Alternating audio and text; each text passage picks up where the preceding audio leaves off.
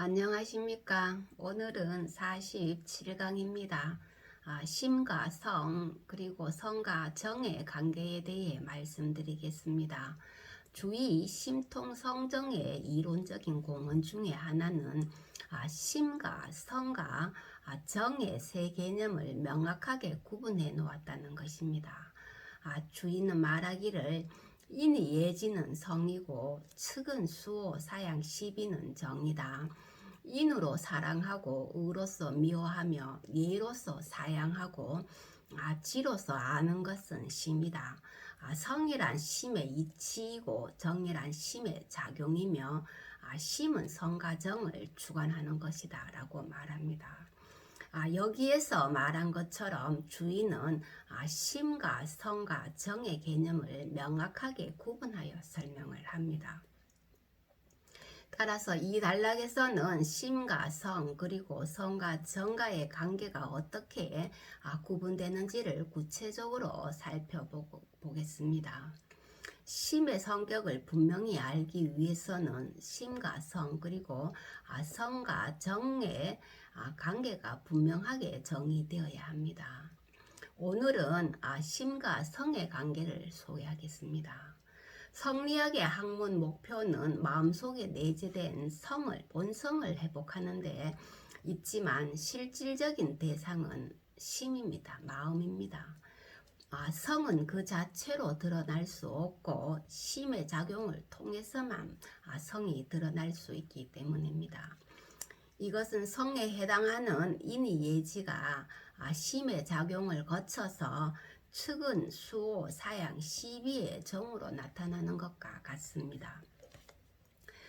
주의는 이러한 심과 성의 관계를 다음과 같이 표현합니다. 성은 심이 가지고 있는 이치이며 성은 심의 이치라는 거죠. 심이 가지고 있는 이치이며 심은 이치가 머물러 있는 집이다. 심은 성을 담고 있는 그릇에 해당된다는 것입니다. 성이란 마음 안에 들어있는 리입니다. 이치입니다. 심과 성의 관계에서 가장 중요한 부분은 심은 성이 머무는 곳이므로 성은 심이 없으면 존재할 수 없다는 것입니다. 심 밖에 따로 성이 있는 것도 아니고 성 밖에 따로 심이 있는 것도 아닙니다. 성은 심 속에 내재한다는 것입니다. 이렇게 보면은 심과 성은 일체가 됩니다. 일물이라는 거죠. 한 물건입니다. 그러나 성은 하나의 물건으로 존재하는 것이 아니라 이치로 존재합니다. 성은 추상적인 이치로 존재하기 때문에 형이 상의 개념이죠. 이치로 존재하기 때문에 심을 거치지 않고서는 결코 현실화가 되지 못합니다. 이러한 심과 성의 관계는 그 안에 물건을 담고 있는 상자에다가 비유할 수 있습니다. 상자는 심이 되고 그 내용물은 성에 해당된다고 할 수 있겠습니다. 이때 상자 자체와 상자 안에 들어가 있는 물건은 동일시 될 수 없습니다. 상자 자체가 심이 되고 상자 안에 들어가 있는 물건이 성이 되는 거죠. 그러므로 심과 성은 구분하는 것입니다. 상자는 상자이고 내용물은 내용물이므로 둘은 확연하게 구분됩니다. 그리고 상자 안에 내용물은 처음부터 넣어져 있을 수도 있고 나중에 넣어질 수도 있으나 주인은 상자 안에 내용물이 처음부터 갖추어져 있다고 이렇게 설명을 합니다. 주인은 말하기를 심은 많은 이치를 갖추고 있다. 많은 이치를 갖추고 있다는 거죠. 심은 만 가지 이치를 포괄하고 만 가지 이치는 어디에 심에 갖추어져 있다는 것입니다. 성은 하늘에서 얻어서 심에 갖추어진 것이다 라고 말합니다. 성은 천지의 리가 인간에게 성으로 부여된 것이죠. 그래서 하늘이 부여한 것이 됩니다. 이것이 바로 중령 제1장에 나오는 천명지위성에 대한 의미가 되겠습니다. 하늘이 명령해서 부여한 것이 바로 성이 되겠습니다. 상자에 내용물이 들어있듯이 심에는 처음부터 하늘로 부여받은 성이 갖추어져 있습니다. 상자 안에는 도덕 원리에 해당하는 성이 빽빽하게 쌓여 있다는 것입니다. 그래서 심에는 온갖 이치가 갖추어져 있다고 이렇게 말합니다. 만일 상자가 없다면 도덕 원리는 쌓여 있을 곳이 없게 됩니다. 때문에 주인은 성은 심이 없으면 의탁할 곳이 없다라고 말합니다. 심은 성을 담고 있는 그릇이고 성은 심에 근거해서 존재한다는 것이죠. 그러나 성은 심으로부터 나오기는 하지만 그것이 심 자체인 것은 아닙니다. 성은 어디까지나 상자로부터 나온 내용물에 불과하기 때문입니다. 이렇게 볼 때 상자와 내용물, 즉 심과 성은 분명하게 구분이 됩니다. 그렇지만 상자와 내용물은 항상 언제나 함께 하나로 있다는 것입니다. 일물로 있지만서도 주인은 심과 성을 자꾸만 구분해서 해석하려고 하는 거죠. 주인은 이러한 심과 성의 관계를 태극과 음양의 관계에, 음양과 태극의 관계에 비유하여 설명합니다. 주인은 말하기를 성은 태극과 같고 심은 음양과 같다. 태극은 단지 음양 속에만 존재할 수 있고 음양을 떠나서는 존재할 수 없다. 이것은 성과 심의 관계에서도 마찬가지죠. 성은 심 속에만 존재하는 거죠. 심을 떠나서는 존재할 수 없습니다. 그러나 엄밀하게 말하면 태극은 태극이고 음양은 음양이다. 엄밀하게 말하면 심은 심이고 성은 성이라는 것입니다. 그러므로 하나이면서 둘이요 둘이면서 하나이다라고 이렇게 설명합니다. 심과 성의 관계를 태극과 음양의 관계에 비유하여 설명합니다. 하나이면서 둘이고 둘이면서 하나이다 라고 설명을 하는 거죠. 태극과 음양의 관계처럼 성과 심은 서로 떨어질 수 없는 일체가 됩니다. 때문에 둘이면서 하나이다라고 말합니다. 떨어질 수 없는 일체이기 때문에 성은 성이고 심은 심이고 다르지만서도 떨어질 수 없는 일체이기 때문에 둘이면서 하나이다라고 표현을 한 것입니다.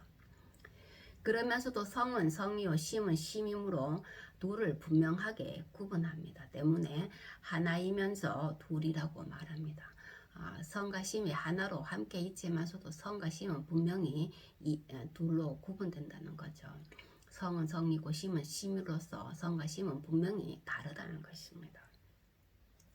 성은 추상적이고 심은 구체적이며 성은 형이 상의 것이며 심은 형이 하의 것으로서 둘은 본질적으로 구분됩니다. 따라서 심과 성은 그 성질이 분명하게 다릅니다. 이처럼 심과 성의 관계는 현실적으로 서로 떨어질 수 없지만서도 개념상으로는 둘이 분명하게 구분된다는 것입니다. 여기서 하나 중요한 것은 성은 태극과 같고 심은 음양과 같다는 해석입니다. 성은 태극과 같기 때문에 태극이 리가 되는 거죠. 태극이 곧 리이므로 리가 성이 되는 것입니다. 그리고 음양은 기이므로 심은 음양과 같다고 했을 때 음양이 기이므로 결국은 심은 기가 되는 것입니다. 이러한 해석은 율곡학파에서 심시기의 이론적인 근거로 작용한다는 것입니다. 심이 결국은 음양이 결국은 심이고 심과 같으니까 심은 곧 기가 된다는 것이죠. 그래서 율곡학파에서 심시기를 주장할 때 항상 이론적인 근거로 제시하는 것이 바로 성은 태극과 같고 심은 음양과 같다는 이 구절에 근거합니다. 선악이라는 도덕관념과 연관시켜 보면은 심과 성의 관계는 더욱 분명하게 구분됩니다. 주인은 심에는 선악이 있으나 성은 선하지 않음이 없다라고 말합니다. 성은 선하지만 심에는 선악이 있다는 거죠. 그래서 선악의 문제로서만 봤을 때도 심과 성의 개념상으로는 분명히 구분된다는 것입니다. 서로 다르다는 것이죠. 심에는 선악의 두 요소를 모두 내포하지만 성은 선할 뿐이라는 것입니다. 또한 심의 지각작용과 연결시켜 보더라도 심과 성은 분명히 구분됩니다. 심에는 사유와 지각의 능력이 있지만서도 성은 그 자체로 아무런 형상도 그림자도 없습니다. 형상도 그림자도 없다는 것은 작용성을 갖지 못한다는 것입니다. 그래서 주인은 성만으로는 아직 지각하지 못한다라고 말합니다. 지각이 이루어지기 위해서는 성이 곧 리이기 때문에 리에다가 기의 작용이 추가되어야 된다는 것입니다. 결국은 심의 지각작용이 가능한 것은 심에는 기의 작용이 추가되어 있기 때문에 성과 심은 분명히 구분된다는 거죠. 성은 곧 리이지만서도 심은 리와 기로 이루어져 있다는 것입니다. 이것은 성에는 심이 갖추고 있는 지각 능력이 구비되어 있지 않다는 말입니다.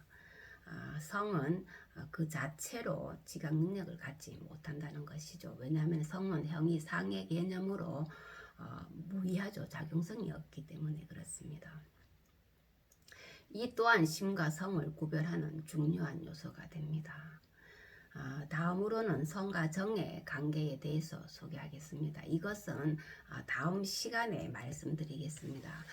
오늘 또 하나 중요한 것은 주의는 가급적이면 심과 성과 정을 분명히 구분하려고 합니다. 그러나 맹자는 주의가 계승한 맹자는 심과 성의 정의 개념을 구분하지 않습니다. 맹자는 심과 성과 정을 하나의 개념으로 이해하고 분별하지 않습니다. 그러나 주의는 심과 성의 개념을 분명하게 구분하려고 합니다. 그래서 이들이 서로 같은 용어를 쓰지만서도 심과 성과 정이라는 같은 용어를 쓰지만서도 서로 다른 의미로 사용되었기 때문에 실제적인 내용에는 많은 차이를 보인다는 것입니다. 결국 이러한 차이가 이후에 맹자의 이론을 계승하면서도 주자와 육구연의 어떤 학문적인 분화를 일으키는 어떤 발단이 되기도 합니다. 주자에 있어서의 심은 더 이상 지극히 순수하고 선한 본심의 의미가 아니라는 것은 맹자는 심을 본심의 의미로 해석하지만서도 주자는 심을 이와 기로 구성된 심으로 이해를 하는 거죠. 맹자가 이해하는 그 본심, 순선한 그 본심으로 이해하지 않는다는 것입니다. 그래서 주자에게는 선의 요소와 악의 요소가 동시에 심 속에 존재하게 됩니다. 그래서 심을 리와 기의 결합체로 보았기 때문에 심 속에는 리가 있다고 하더라도 심은 리가 아닙니다. 때문에 성정리는 말할 수 있지만서도 심정리는 말할 수 없는 것입니다. 그러나 맹자에 있어서의 심인 곧 성이고 심 외에 다른 성이 있는 것이 아닙니다. 심이 곧 성의 의미와 동일시 사용한다는 것입니다. 인이예지의 성을 사람의 내심으로 끌어들였으며 심을 그 근원으로 삼았습니다. 이렇게 볼 때 맹자의 이론은 성정리보다는 오히려 심정리에 더 부합한다고 볼 수 있겠습니다. 이러한 심, 맹자에 있어서는 이게 본심의 의미입니다. 심은 감사둘 수 없고 반드시 밖으로 나타나는데 그 나타나는 것이 바로 인이예지의 성이요 성선이 되기 때문입니다. 오늘은 여기까지 하겠습니다. 감사합니다.